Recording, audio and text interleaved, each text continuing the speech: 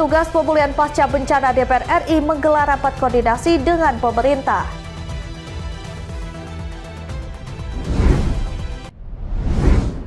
Halo, selamat pagi pemirsa setia Berita Nasional TV. Senang sekali Berita Nasional Pagi kembali hadir menyapa Anda. Selain 3 berita utama tadi, akan ada informasi lainnya yang akan kami sajikan untuk Anda. Bersama saya, Ajeng Tiara.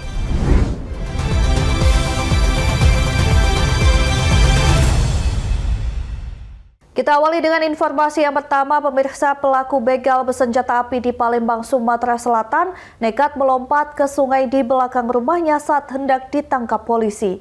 Pelaku akhirnya menyerahkan diri setelah mendengar tembakan peringatan dari polisi.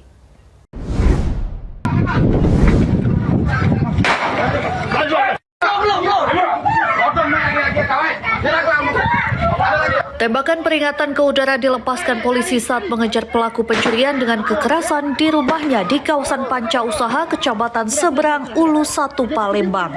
Saat pengejaran, pelaku berusaha melarikan diri dengan cara melompat ke sungai di belakang rumahnya. Sempat berenang sejauh 2 meter, pelaku akhirnya menyerah setelah polisi mengepung rumah pelaku dari segala arah. Pelaku SK, warga Kecamatan Seberang, Ulu 1, Palembang yang telah ditetapkan sebagai daftar pencarian orang atau DPO kasus pencurian dan kekerasan. Pelaku membegal seorang pengendara di atas jembatan Musi 4, Palembang pada Sabtu 13 Februari 2026 lalu. Korban yang saat itu tengah berkendara seorang diri ditendang oleh pelaku hingga terjatuh dan terluka. Pelaku lalu mengambil uang dan motor korban dengan menodongkan senjata api hingga korban ketakutan. Motor korban lalu dijual dengan harga 1,6 juta rupiah. Dari tangan pelaku, polisi menyita senjata api yang ternyata hanya senjata mainan. Kejadian pelaku sempat menceburkan diri melarikan diri ke sungai. Tapi berhasil ditangkap ya, Bang? Alhamdulillah sudah berhasil ya kita tangkap. Bang, pelaku katanya mempunyai senjata, Bang. Senjata itu jenis apa sih? Untuk senjata api itu mainan ya, mainan. Modusnya seperti apa waktu dia? Untuk modusnya melaksanakan penyetopan ya, di stop, korbannya di stop, rame-rame kemudian diancam dengan menggunakan diduga senjata api. Ternyata setelah dicek mainan ya, kemudian menendang korban dan mengambil 1 unit sepeda motor beserta uang. Korbannya itu terluka ya, Bang? Ya, korbannya mengalami luka di bagian tangan, kepala, dan kaki, dan di sekitar. Polisi masih memburu pelaku lainnya berinisial J yang masih bebas berkeliaran. Dari Palembang, Sumatera Selatan, Tim Liputan Berita Nasional TV. Informasi selanjutnya, Polsek Tangerang masih mendalami motif atas temuan jenazah seorang pemuda berinisial AHM di areal Mall Tang City, Kota Tangerang, Banten. Dugaan sementara, pemuda tersebut nekat mengakhiri hidupnya dengan cara melompat dari lantai 3 area parkir. Dari rekaman CCTV Mall Tang City, pemuda berinisial AHM terlihat seorang diri berada di dekat pagar pembatas lantai 3 area parkir P6 Mall Tang City.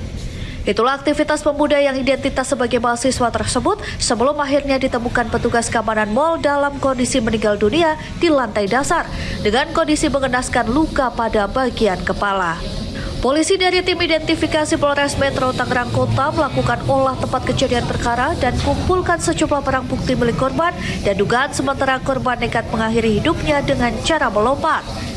Kapolsek Tangerang Kompol Suyatno membenarkan adanya pemuda tewas di Mall Tang City dan masih mendalami motif korban nekat melompat. Polisi meminta pihak Mall Tang City untuk memberikan pagar tambahan di areal parkir sebagai penghalang. Sekira jam 16.45 ya, ditemukan seorang laki-laki ataupun pemuda berinisial AHM ya, ditemukan meninggal di lantai ataupun di luar Tang City ya. Kemudian untuk korban meninggal dunia. Untuk motif kita sampai saat ini masih mendalami, jadi kita belum bisa menentukan motifnya.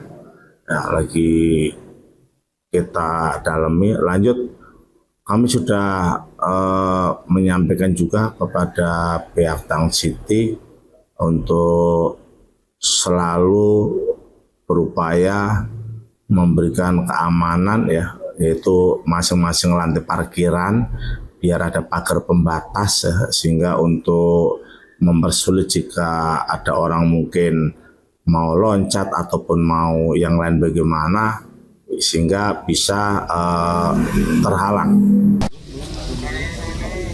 Selanjutnya, jenazah AHM dievakuasi menuju kamar jenazah RSUD Kabupaten Tangerang untuk proses otopsi keperluan penyelidikan kepolisian. Di lokasi, petugas menemukan sejumlah barang bukti berupa sebuah surat yang diduga berisi pesan terakhir, kunci motor, telepon genggam, serta sandal milik korban yang kemudian diserahkan kepada pihak keluarga. Dari Tangerang, Banten, Mujib Latu Barisa, Berita Nasional TV.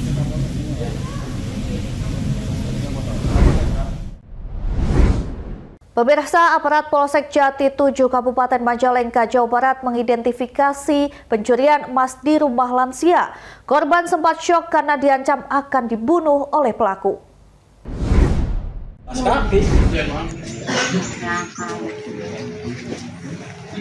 Barang abang laka habis gelang misalnya. Maksudnya berarti dari jendela ya? Iya.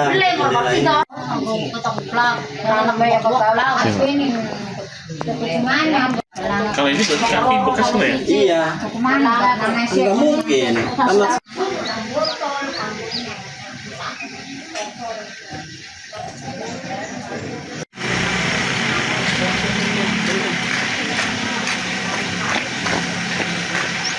Nasib malang dialami Majun Sinah, 60 tahun warga Blok Sigar Kupat, Desa Pangkalapari, Kecamatan Jati 7, Kabupaten Majalengka, Jawa Barat, Selasa dini hari jam 2:30 waktu Indonesia Barat, jadi korban pencurian dengan kekerasan. Harta berharga emas seberat 20 gram berupa gelang, cincin, dan kalungnya dipelorotin pelaku dengan ancaman akan dibunuh. Pelaku yang menggunakan masker memasuki rumah korban dengan mencongkel jendela rumah depan saat korban tinggal di rumahnya sendirian. Tanpa ditemani keluarganya, korban dibekap mulutnya oleh tangan kiri pelaku dan tangan kanan pelaku menggerayangi perhiasan yang menempel di tubuh korban. Usai menggodol emas, pelaku langsung kabur lewat jendela depan rumahnya di keheningan malam. Korban langsung melaporkan kejadian ini ke aparat pemerintah desa Pangkalan Pari dan ditindaklanjuti ke Polsek Jati 7 untuk dilakukan penyelidikan. Aparat kepolisian sektor Jati 7 dan Polres Majalengka langsung melakukan olah TKP dan mencari sidik jari pelaku untuk dilakukan penyelidikan lebih lanjut. Korban mengalami kerugian mencapai 50 juta rupiah dan polisi akan terus memburu pelaku pencurian dengan kekerasan sambil mengumpulkan bukti-bukti kuat tindakan kriminal di lokasi kejadian. Korban pencurian Majun Sinah membenarkan mulutnya dibekap dan diancam akan dibunuh sebelum semua perhiasannya dicuri pelaku. Cerita Bu. Cangkeme kok kita ditutupi karo tangan, kono nang wong to. Baru wonge nggo brayang nang gulu, ngerana kalung kuningan. Baru kita kon teriak-teriak tak bunuh kono. Berarti ngancam-ngancam ya? Iya, kon tadi kita naku. Wis beli ngomong ke tindak kalau rewek baik. Emang ana wong pira Ji Bu Manji? Ya sing mandi kemana siji? Ini jabanan apa wong pira Bu? Yang bunda beli belum jaban. Iya. Sementara itu, Kar Umum Desa Pangkalan Pari Lukman menjelaskan saat menerima laporan pelaku sudah jauh. Namun aparat kepolisian langsung menindaklanjuti kejadian ini untuk segera dilakukan penyelidikan.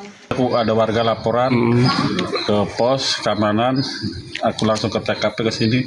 Ya udah, pelakunya udah jauh, udah gitu aja dari pihak desa. Terus pagi lapor sama kepolisian, alhamdulillah ke pihak kepolisian langsung ke sini. Kalau info dari warga apa Pak kehilangan?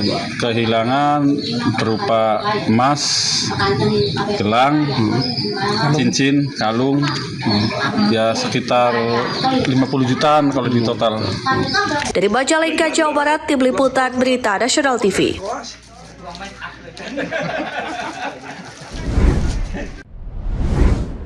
Sementara itu, aksi pencurian terjadi di rumah pompa polder air yang berada di perumahan Villa Indah Permai, Kota Bekasi, Jawa Barat. Para pelaku membawa kabur 2 aki serta menguras solar yang digunakan untuk menghidupkan mesin pompa polder air tersebut. Akibatnya, mesin pompa polder air tidak dapat berfungsi untuk menyedot air saat banjir melanda pemukiman warga. Siang, Bos.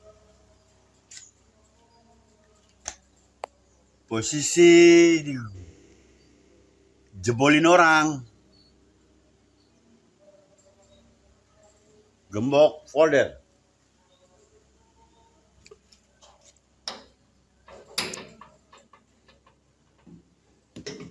2 aki dan 20 liter solar yang berada di rumah pompa polder di perumahan Villa Indah Permai, Kota Bekasi, Jawa Barat dicuri oleh orang tak bertanggung jawab.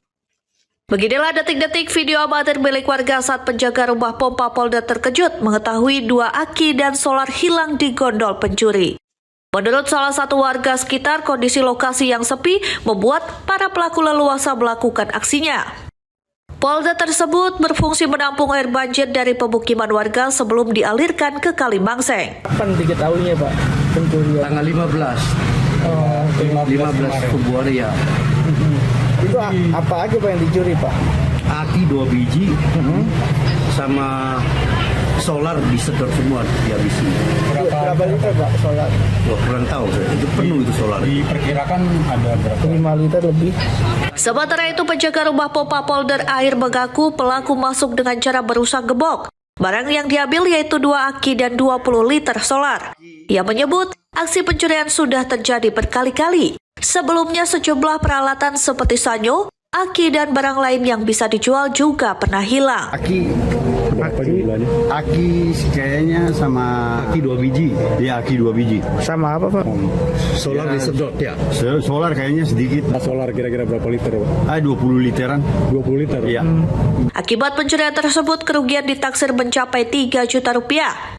Saat ini baru 1 aki yang telah diganti. Kasus pencurian ini kini ditangani Polsek Bekasi Utara dan Polres Metro Bekasi Kota. Dari Bekasi, Jawa Barat, Muhammad Ridwan, Berita Nasional TV.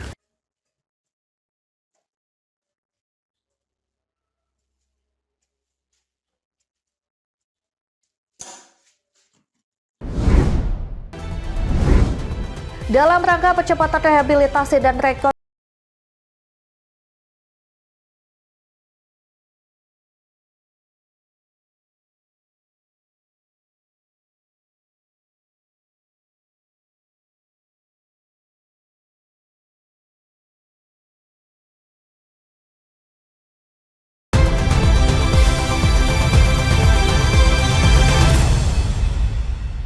Terima kasih Anda masih bersama kami, pemirsa. Dalam rangka percepatan rehabilitasi dan rekonstruksi pasca bencana Sumatera, Satuan Tugas Pemulihan Pasca Bencana DPR RI menggelar rapat koordinasi dengan pemerintah. Rapat ini dihadiri pimpinan DPR RI lintas komisi, serta para menteri dan pimpinan lembaga negara. Bagi kita semua, Om Swastiastu, Namo Buddhaya, Salam Kebajikan. Dewan Perwakilan Rakyat dan pemerintah menggelar rapat koordinasi pemulihan pasca bencana alam di Sumatera. Rapat dipimpin oleh Wakil Ketua DPR RI Sufmi Dasko Ahmad. Dasko menyampaikan rapat evaluasi ini digelar sebagai tindak lanjut hasil koordinasi terakhir di Banda Aceh pada 10 Januari 2026 lalu. Dalam rapat tersebut, DPR RI menargetkan sebelum bulan puasa, roda pemerintahan di seluruh daerah Aceh sudah harus berjalan normal. Dari hasil pemantauan yang telah dilakukan, sebagian besar daerah telah pulih dan hanya tersisa sedikit wilayah yang masih mengalami kendala. Evaluasi juga dilakukan terhadap normalisasi sungai, pemulihan infrastruktur, serta akses ke daerah yang sempat terisolir. Dasko memastikan saat ini tidak ada lagi daerah terisolir di Aceh, meski sebagian medan masih tergolong berat. Pada hari ini kita akan mengadakan rapat evaluasi penanganan pasca bencana alam Sumatera yang kita hadirkan menteri-menteri terkait sehubungan dengan evaluasi dan koordinasi saat rapat terakhir di Banda Aceh tanggal 10 Januari 2026, yang mana pada saat itu ada beberapa kesimpulan rapat, yaitu yang pertama bahwa kita targetan sebelum bulan puasa roda pemerintahan di seluruh daerah Aceh sudah berjalan, dan alhamdulillah kita monitor bahwa hanya tinggal sedikit yang masih tersendat-sendat jalannya. Kemudian kita bicara soal normalisasi sungai, infrastruktur daerah terisolir, dan kita sudah monitor bahwa daerah terisolir di Aceh terutama sudah tidak ada, walaupun medannya berat, tetapi sudah tidak ada daerah terisolir, dan normalisasi sungai terus berjalan sampai saat ini. Kemudian penyediaan Nuntara yang akan kita mendengar hari ini progres kerjanya sampai sejauh mana, dan pembersihan lingkungan.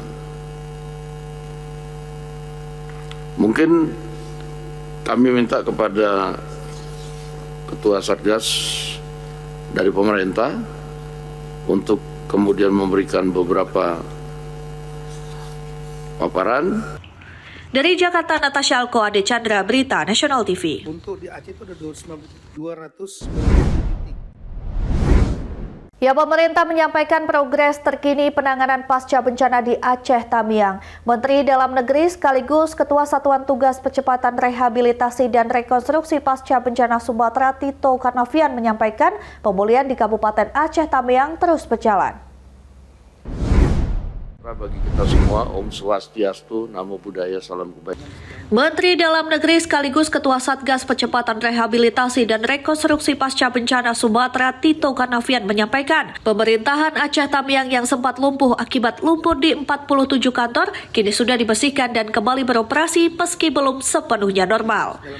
Tito mengatakan saat ini Aceh Tamiang menjadi satu-satunya daerah yang masih dalam proses pemulihan penuh, sementara 51 daerah lainnya telah berjalan normal. Ia juga menjelaskan sejumlah puskesmas telah beroperasi, namun masih memerlukan dukungan dari pemerintah. Lalu akses jalan nasional hingga desa dinyatakan relatif baik, termasuk perbaikan jembatan, pasokan BBM, listrik, internet, dan LPG tersedia, sementara kendala air bersih diatasi melalui sumur bor. Pemerintah juga terus melakukan normalisasi sungai di Aceh Tamiang dengan mengerahkan satgas khusus untuk membersihkan sedimen. Dari Jakarta, Natasha Alko, Ade Chandra, Berita Nasional TV. Memang perlu kerja keras. Kami sudah menelpon di Dirut PLN sebelumnya. Beralih ke kabar lain, pemirsa, Presiden Prabowo Subianto tiba di Amerika Serikat untuk melakukan kunjungan kerja dan menjalani sejumlah agenda strategis bersama pemerintah setempat. Kunjungan ini diharapkan mampu memperkuat hubungan diplomatik serta memperluas kerjasama ekonomi antara Indonesia dan Amerika Serikat.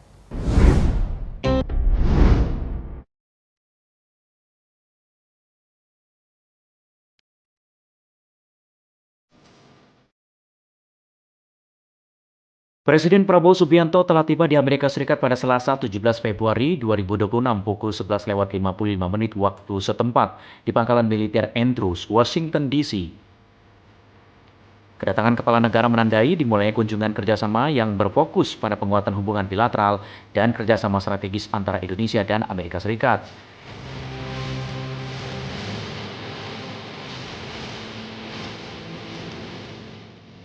Setiba di Washington DC, Presiden Prabowo disambut hangat oleh Duta Besar Republik Indonesia untuk Amerika Serikat Dwi Suryo Indroyono Susilo, atas pertahanan RI Washington, Marsikal Pertama TNI Ewisoko Aribowo, serta Maintenance Group Commander Kolonel Gary Charlan. Penyambutan ini menjadi simbol erat hubungan diplomatik kedua negara. Dalam kunjungan ini, Presiden Prabowo melakukan pertemuan bilateral dengan Presiden Amerika Serikat Donald Trump. Pertemuan tersebut sekaligus diisi dengan penandatanganan kesepakatan dagang Agreement on Reciprocal Trade atau ART sebagai langkah konkret memperkuat kerjasama ekonomi. Selain itu, Presiden Prabowo juga menghadiri rapat perdana Board of Peace atau Dewan Perdamaian pada Kamis 19 Februari 2026 waktu setempat. Rangkaian agenda ini diharapkan mampu memperkokoh hubungan diplomatik serta memperluas kerjasama strategis, khususnya di sektor ekonomi dan perdagangan melalui kesepakatan saling menguntungkan. Liputan Berita Nasional TV.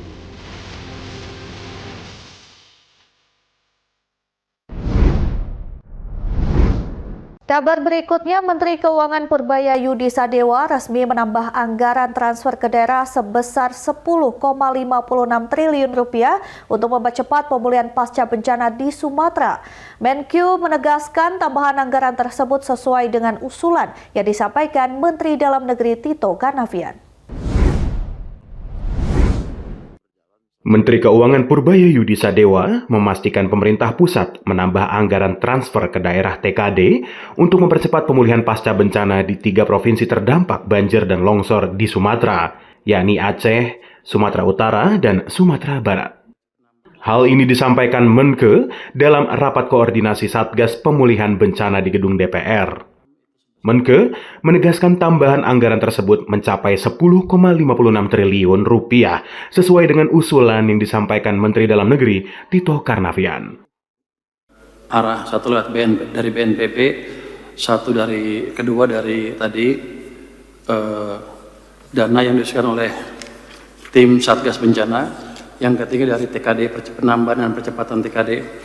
Jadi kalau pagu di BNPB tahun anggaran 2026 itu sebesar 490 miliar. Di dalamnya termasuk dana siap pakai untuk penanganan darurat bencana sebesar 250 miliar untuk dana siap pakainya. Tapi pemerintah telah menambah dana siap pakai pada PNBP sebesar 4,63 triliun rupiah. Ini telah cair tanggal 6 Februari kemarin. Ini penggunanya untuk penanganan darurat bencana Aceh, Sumut, Sumbar sebesar 4,35 triliun dan juga untuk penanganan darurat bencana wilayah lainnya sebesar 0,27 triliun rupiah. Nanti kalau BNPB masih kurang, kita akan anggarkan sesuai kebutuhan.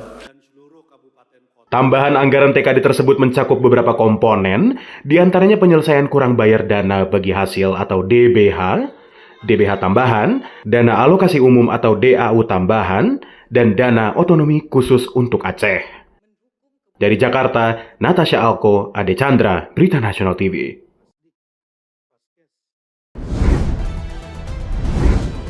Pemirsa, usai jeda kami akan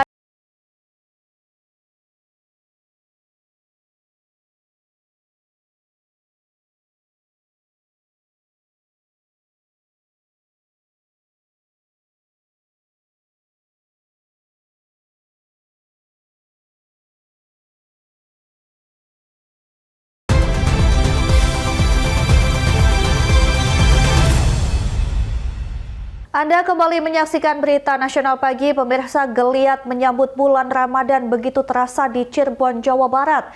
Jelang Ramadan, penjualan buah kurma di sejumlah gerai dan pasar tradisional mengalami lonjakan signifikan. Kurma merupakan camilan paling diburu saat Ramadan.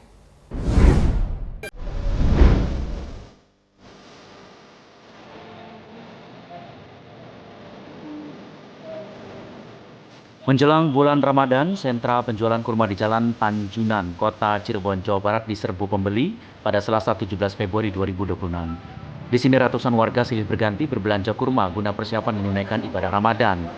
Aneka ragam jenis kurma menjadi pilihan untuk memenuhi kebutuhan dari mulai kurma jenis azwa, kurma Mesir, hingga jenis sukar.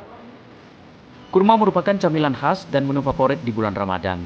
Bahkan ada yang menjadikan kurma sebagai menu wajib melengkapi ibadah puasa Ramadan. Kurma mesti dikonsumsi. Karenanya banyak masyarakat memburu kurma dan mereka antri membeli kurma. Ramadan dan selalu kurma ini menjadi favorit atau menu wajib. Ya. Menu wajib. Kenapa sih Pak dipilihnya kurma? Ya, satu buat kesehatan juga. Buat cemilan berbuka. Oke. Emang selalu kurma ya Pak ya yang di istimewa. Kurma dulu. Imbas kurma diburu masyarakat, penjual kurma meraup keuntungan. Penjualan kurma mengalami peningkatan. Dihitung-hitung menjelang Ramadan, penjualan kurma melonjak hingga 5 kali lipat dibandingkan hari biasa. Dalam sehari penjualan kurma mencapai 5 ton, sedangkan hari biasa kurma hanya terjual 1 ton dari berbagai jenis. Peningkatan pendapatan menjadi berkah bagi pedagang kurma menjelang Ramadan. Paling banyak dicari sama masyarakat itu kurma jenis Mesir, Sukari, Mentok, Tajwa, sama Madinah. Itu best seller. Rata-rata konsumen dari mana, Pak? Wilayah 3 Cirebon. Wilayah 3 Cirebon. Satu hari berapa orang Pak kira-kira konsumen menjelang puasa ini? Puncaknya? Banyak banget. Banyak banget ya? Ratusan ya? Alhamdulillah ya, dari Alhamdulillah. buka itu sampai sore ya seperti itulah kondisinya. Boleh diulang berapa tadi satu hari? Berapa penjualan sampai berapa ini? Ya, satu hari bisa sampai 5 ton. 5 ton kurma? Sedikit 4 ton. Semua jenis? Kalau dalam hari biasanya berapa ton Pak? Sehari? Kalau hari-hari biasa sih angka. Sebagai informasi, pemerintah melalui hasil sidang isbat menetapkan awal Ramadan jatuh pada hari Kamis 19 Februari 2026, sedangkan Muhammadiyah awal Ramadan dimulai hari Rabu 18 Februari 2026. Dari Cirebon, Jawa Barat, Tim Liputan Berita Nasional.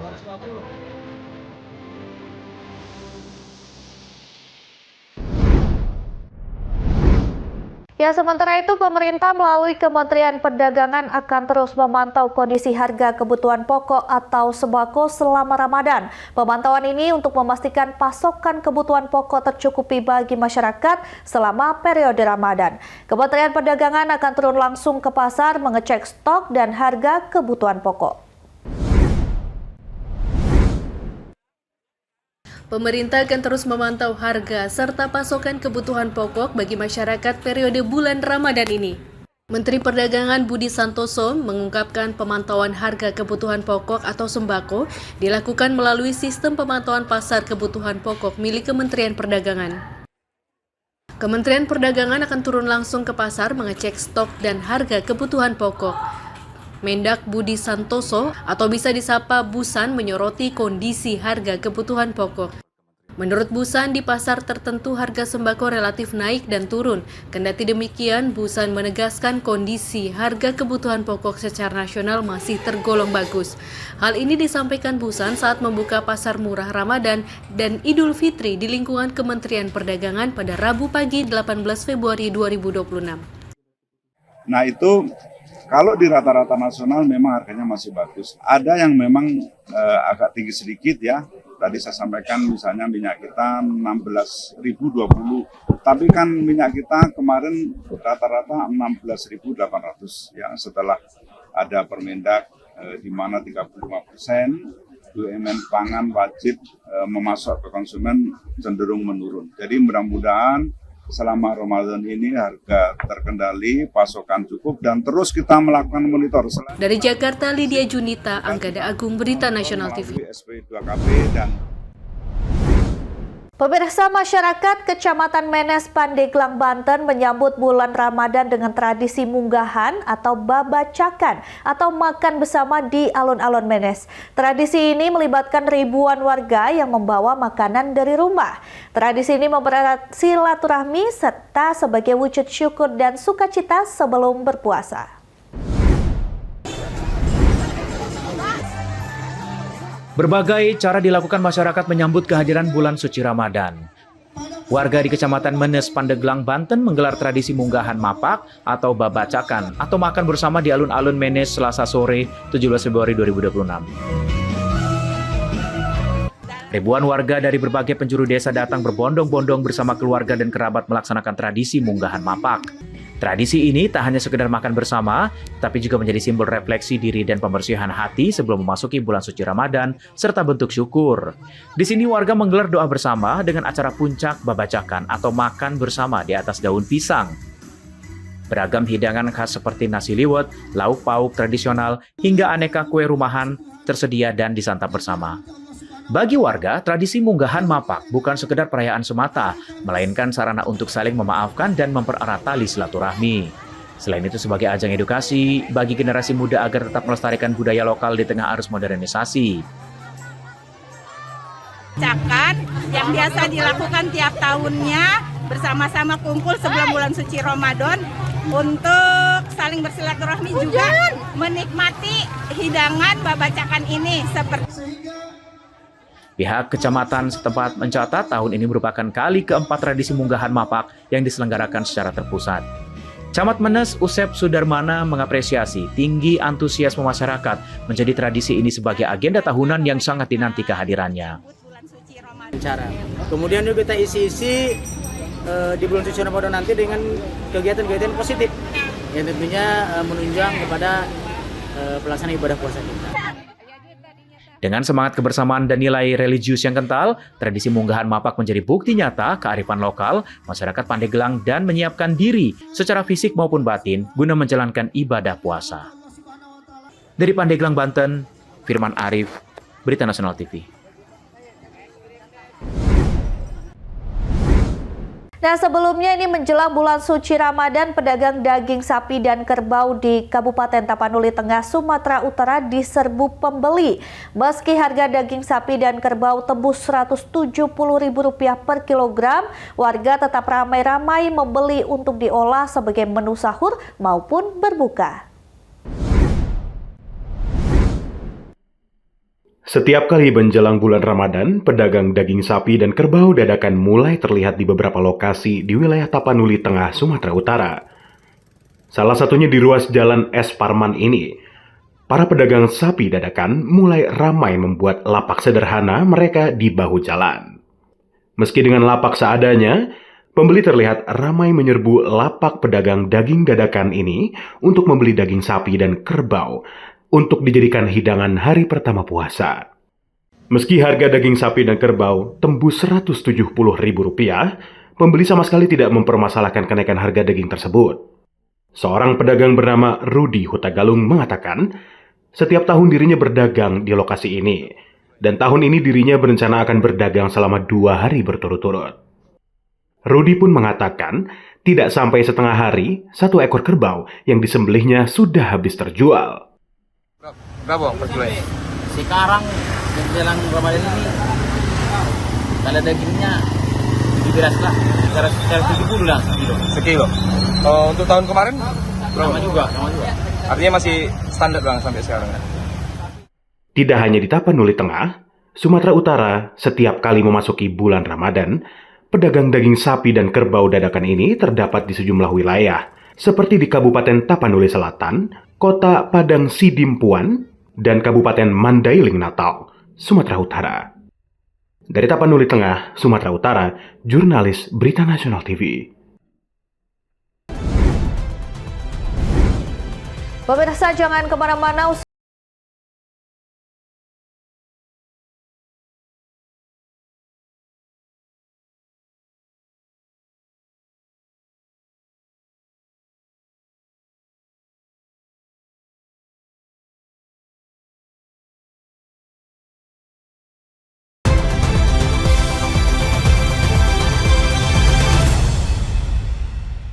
Terima kasih Anda masih bersama kami. Pemirsa, 43 kg narkoba jenis ganja berhasil diamankan Satres Narkoba Polres Padang Pariaman di daerah Talau Mundam, Kecamatan Batang Anai, Padang Pariaman, Sumatera Barat. Dari hasil penyelidikan, tim Opsnal Satres Narkoba Polres dan Resmo Polda Sumbar Padang Pariaman berhasil menangkap tersangka berinisial SND 19 tahun.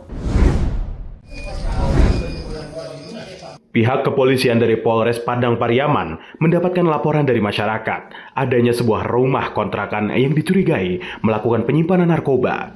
Kawasan Talau Mundam, Kecamatan Batang Anai, Padang Pariaman, Sumatera Barat.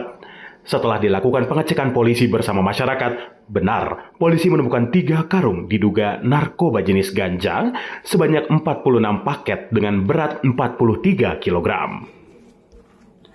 Dari hasil temuan tersebut, petugas langsung melakukan pengembangan, langsung melakukan penggerebekan tersangka berinisial SND 19 tahun, selaku pengontrak, sekaligus pemilik barang haram itu berhasil ditangkap di daerah Koto Tangah, Kota Padang.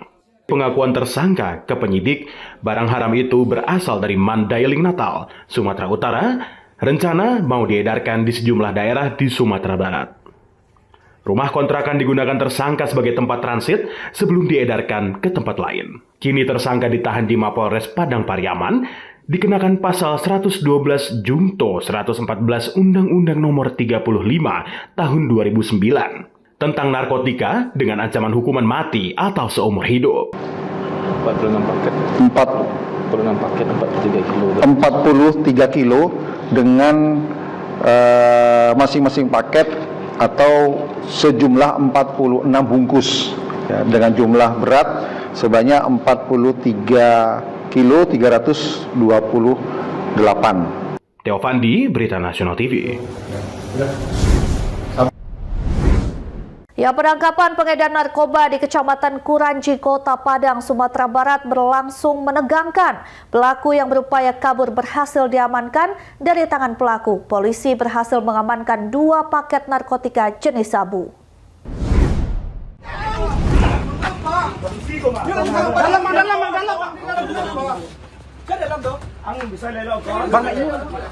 Beginilah aksi menegangkan saat tim 2 Raja Wali Sat Narkoba Polresta Padang melakukan penggerebekan satu rumah di Belimbing, Kecamatan Kuranji, Kota Padang, Sumatera Barat pada Senin dini hari tadi. Pelaku bernama Siis, 53 tahun, berupaya melarikan diri saat mengetahui pihak kepolisian datang.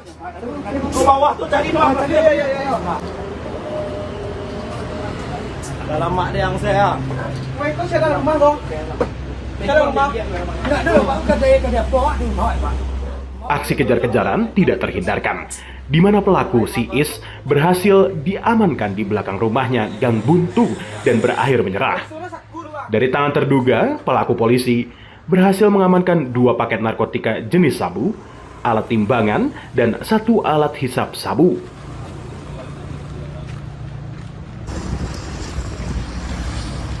Di depan saksi RT setempat, pelaku mengakui barang terlarang tersebut miliknya yang akan dijualnya. Saat pelaku bersama barang bukti akan diamankan Polresta Padang, anak dan istri pelaku histeris menangis, tidak menyangka orang tuanya menjual narkoba. Atas perbuatannya, pelaku dijerat pas UU Narkoba dengan ancaman hukuman 4-20 tahun kurungan penjara. Terduga pelaku penyalahgunaan narkotika jenis sabu kita amankan di sebuah warung, dan untuk saat ini kita amankan ke Polresta Padang untuk pengembangan lebih lanjut. Theo Fandi, Berita Nasional TV. Untuk pasal yang kita terapkan terhadap Ya, sementara itu seorang residivis narkoba berhasil diamankan polisi di sebuah warung Jalan Bypass Kuranji, Kota Padang saat sedang asyik membuat paket-paketan narkoba jenis sabu. Saat diamankan dari tangan terduga pelaku, diamankan 2 paket narkoba jenis sabu. Beginilah saat tim 2 Raja Wali Sat Narkoba Polresta Padang melakukan penggerebekan terhadap 1 orang residivis narkoba bernama Ariel, berumur 51 tahun, di sebuah warung kosong Jalan Bypass, Kecamatan Kuranji, Kota Padang, Sumatera Barat. Pada Selasa malam tadi, saat penggerebekan terjadi, suasana tegang saat terduga pelaku berdalih tidak menjual narkoba. Saat pihak kepolisian datang, terduga pelaku berupaya melarikan diri. Namun, karena kesigapan personel tim 2 Raja Wali, terduga pelaku Ariel berhasil diamankan dengan barang bukti 2 paket sedang narkoba jenis sabu di plastik bening yang dibuang ke bawah meja. Saat diinterogasi, terduga pelaku mengakui baru mendapati barang haram tersebut dari rekannya dengan cara dibuang di tepi jalan dan akan dijual kembali kepada orang lain. Di hadapan warga dan ketua RT setempat, pelaku mengakui barang haram tersebut miliknya. Selanjutnya, tim 2 Raja Wali mendatangi rumah terduga pelaku. Saat penggeledahan, polisi menemukan barang bukti alat hisap sabu dan plastik bening. Terduga pelaku langsung digelandang ke Mapolresta Padang untuk proses lebih lanjut. Atas perbuatannya, pelaku dijerat pasal UU Narkoba dengan ancaman hukuman 4-12 tahun penjara. Telah kita amankan 1 orang terduga pelaku penyalahgunaan narkotika jenis sabu. Kita amankan di sebuah warung, dan untuk saat ini kita amankan ke Polresta Padang untuk pengembangan lebih lanjut. Theo Fandi, Berita Nasional TV. Pasal yang kita terapkan. Selanjutnya, Satuan Reserse Narkoba Polres Metro Tangerang Kota menggagalkan upaya penyelundupan 25 kg narkoba jenis sabu. Untuk mengelabui petugas, para pelaku menyamarkan aksi mereka dengan modus perjalanan mudik menggunakan mobil mewah jenis Toyota Alphard. Kepala Kantor Pengawasan dan Pelayanan Satres Narkoba Polres Metro Tangerang Kota menangkap 2 orang pelaku berinisial SP dan IW saat hendak mengantarkan narkoba jenis sabu seberat 25 kg melalui jalur laut dan medan menuju kota Tangerang. Penangkapan dilakukan di Pelabuhan Patimban, Subang, Jawa Barat, hasil kerjasama dengan petugas bea dan cukai setempat. Kedua pelaku diketahui merupakan residivis kasus narkoba dan tergabung dalam jaringan narkotika internasional. Untuk mengelabui petugas, sabu tersebut disimpan di dalam 2 buah koper yang kemudian ditutupi stroller anak-anak, sehingga terlihat seperti barang bawaan keluarga yang hendak mudik. Koper berisi narkoba itu diangkut menggunakan mobil mewah jenis Toyota Alphard agar tidak menarik kecurigaan petugas. Saat gelar perkara pada Rabu siang, Kapolres Metro Tangerang Kota, Kombes Pol Raden Jauhari, menyampaikan bahwa berdasarkan keterangan kedua tersangka, mereka dikendalikan oleh seorang pelaku lain berinisial SM yang saat ini berstatus daftar pencarian orang atau DPO. jajaran Sat Narkoba Polres Metro Tangerang Kota, berikut juga koordinasi. Di sini ada dari Dirjen Bea Cukai Pusat, kemudian Provinsi Jawa Barat dan Mokarta.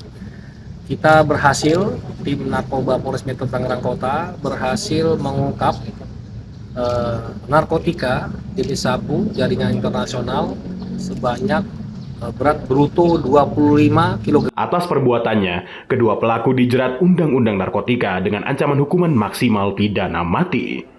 Dari Tangerang, jurnalis Berita Nasional TV.